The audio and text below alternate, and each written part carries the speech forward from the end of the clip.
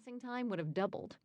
Next, she shoved her feet into her favorite Converse All-Stars, bending the backs in the process. She picked up a blue zippered hoodie and gave it a cursory sniff before deeming it clean enough to wear. She ran her fingers through her long brown hair, attempting to tame the stray locks, which were the same boring color as her eyes. She tried to force a winning smile onto her face, but it slid into an awkward grimace.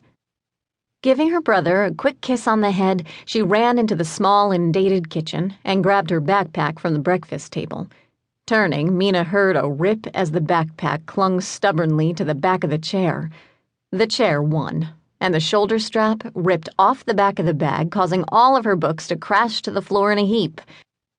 Sighing, she threw each book back into the bag and did her best to hold it shut while she scoured the kitchen drawers for safety pins. Sarah Grime walked into the kitchen with a quizzical look on her face. She was dressed in her work clothes, tan pants and a blue polo with a stitched outline of a feather duster and smiling mop. Sarah worked for Happy Maids, cleaning homes so she could afford the tuition to send Charlie to a private school. Their mother worked long hours without ever complaining, which was why Mina never allowed her to enter Mina's pigsty of a room.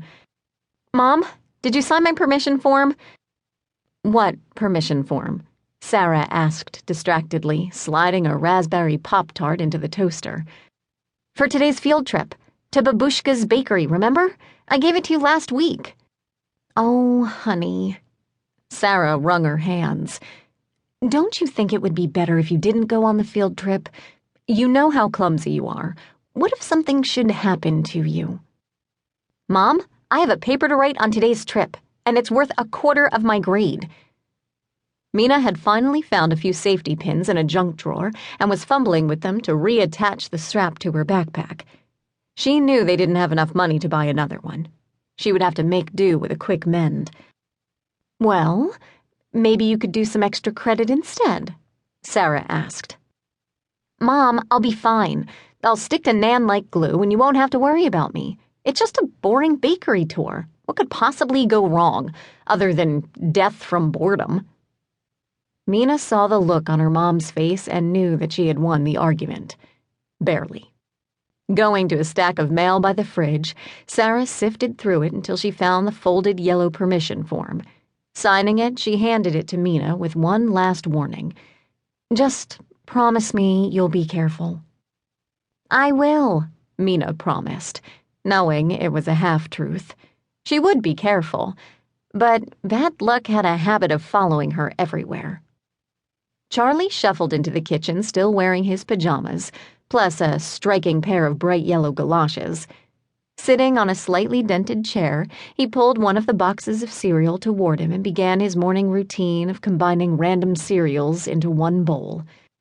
Today he chose only Frankenberry, Cheerios, and grape nuts, a far cry from his normal combination of at least 5 cereals. Watching him mix cereal every morning made her stomach drop in disgust, which was why she preferred Pop-Tarts. The toaster released her Pop-Tart and Mina grabbed it in mid-air, wishing she hadn't as she began tossing it back and forth in her hands until it cooled.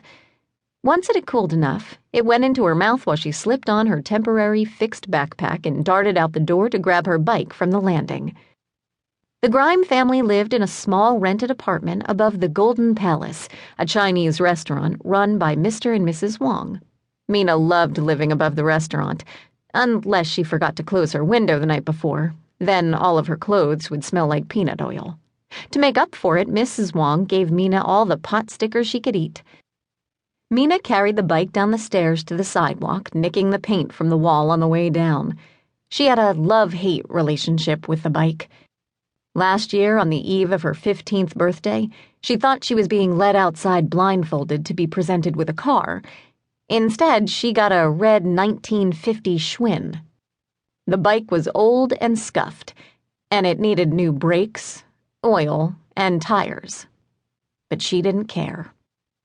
Once she got over the disappointment and realized how unrealistic a car would be on her family's budget, she began to love it. The bike allowed her some freedom. Besides, if Mina's riding ability was any indication of her driving ability, then the world would have been in for a lot of dented mailboxes.